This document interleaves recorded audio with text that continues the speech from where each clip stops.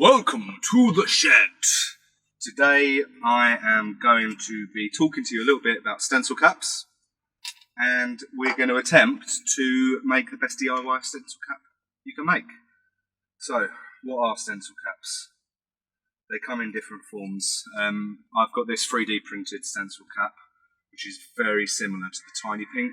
It's got one major flaw though, in that there's nothing to collect the paint that leaks out from the reservoir.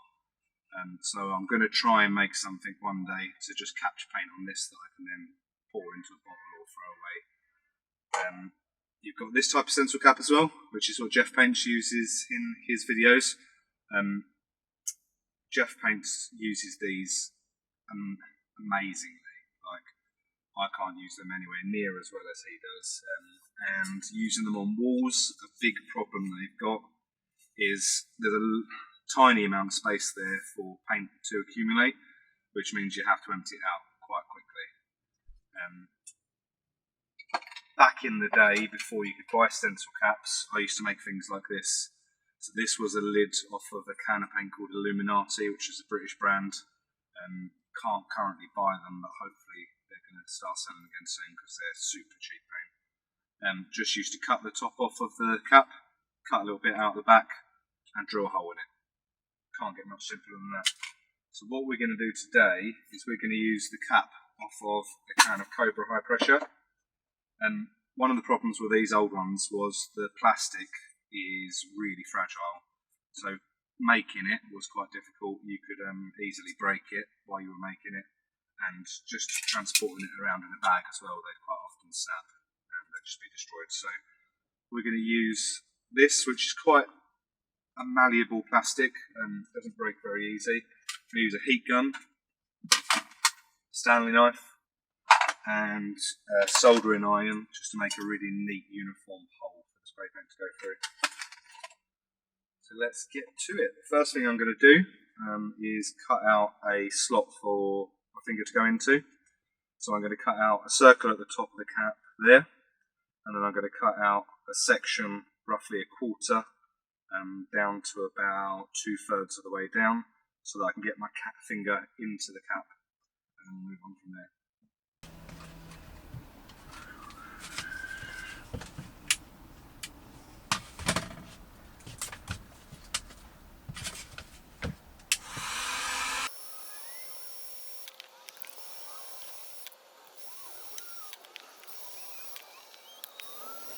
A few inches later.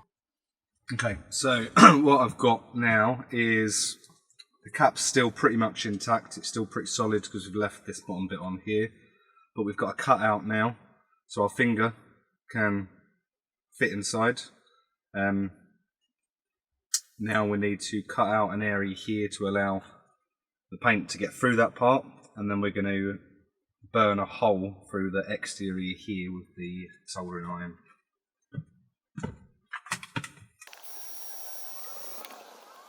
"12 seconds later." It's quite tricky to try and get into this with a Stanley knife, so I'm just going to heat the soldering iron up and we'll use that to cut away that.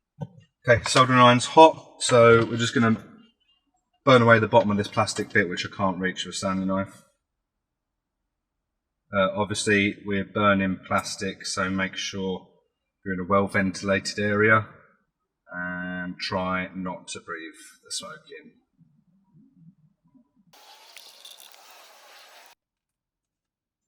So I've just made a little window there at the front. I'm not quite sure if you can see it on the camera, but now when I press the cap down, the paint's going to go straight past the first inner bit of plastic and it's going to hit the outside of the cap.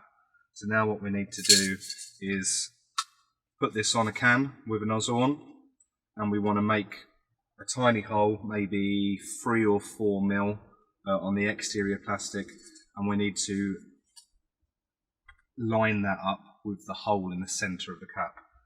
So the easiest way I found to do this is to rest the can horizontally on the surface on the desk here, and then use a hot soldering iron just to pierce that little hole. So that's it, holes lined up neatly with the hole in the cap. This is nice and solid. Don't need to worry about it getting broken in a bag because stick it on top of a can, put it in your bag. There you go. On different cans, this might fit a bit loose or a bit tight. So obviously it is a Cobra cap, so it fits the Cobras nice and snug. On the gold, it's a little bit loose. So what I might do is just run a little tiny bit of masking tape or insulation tape around the inside to make sure that it's nice and firm. But when you're holding it, it's not going to go anywhere. It's not going to fall off. So let's test it out. Let's see how it compares to the 3D and to the standard stencil cap. So we're going to test these out on this little bit of wood I've got here. And I'm going to use a black Montana gold. We'll start off with the standard stencil cap.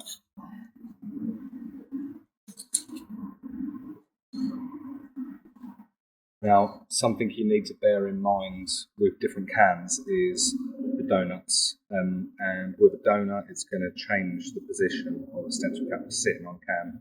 So sometimes you need to pop them off, or you could cut down the bottom of the stencil cap, but then it's not going to fit on other cans, so you're probably better off popping off the donut. I'm going to try and use this without doing that by angling the cap so that it points upwards.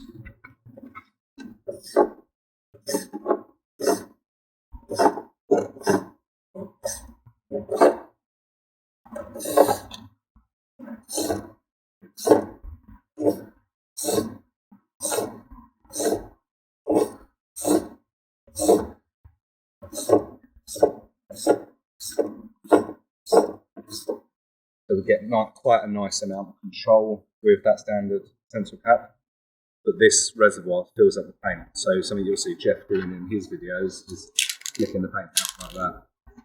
You'll have to do that quite a bit because when the paint gets up to a certain level, it's going to start splattering out front of the can. Just keep an eye on it while you're painting. Next, we'll try this 3D printed stencil cap. With this one, it's quite bulky on the front of the can, so it affects how you hold the can. I have to hold the can slightly differently than I would if I was just painting without it on, so bear that in mind as well.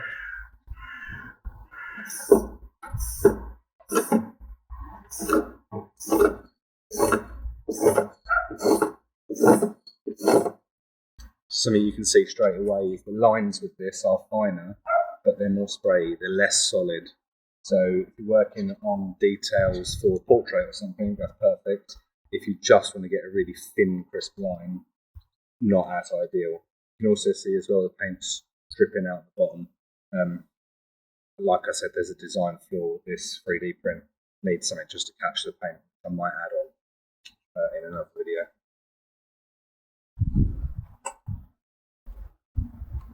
So move on to the one that we made today. We'll see how that compares to the two. Cost-wise, it was free. Came on a can that we bought anyway. So it cost us nothing. Took us a couple of minutes to make. So let's see how it works.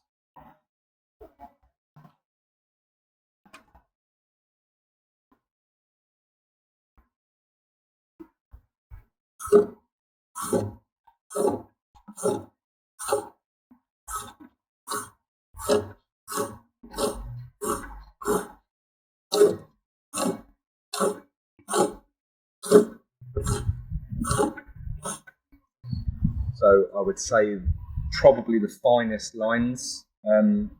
It's not as dark, not as opaque as with the standard one.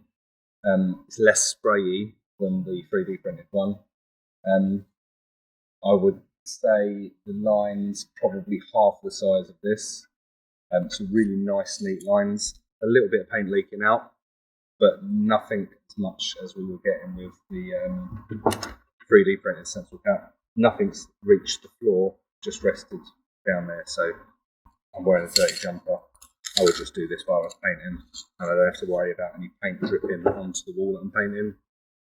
Obviously, some paint's going to sit inside the cap, so when every now and then we just empty that out. But we don't need to worry about flicking the paint out like we do with the other stencil cap. Let's just a bit of more of a close-up. This again was the standard stencil cap, this was the 3D printed, and this was the DIY one that we made today. So what do you think? Have you tried making your own stencil caps before? If you have, let me know how you get on in the comments. And if you aren't already, subscribe to the channel. I'm trying to do things a bit differently this year, hopefully make some more interesting content for you to watch and to follow along with at home. Okay, cheers guys, peace.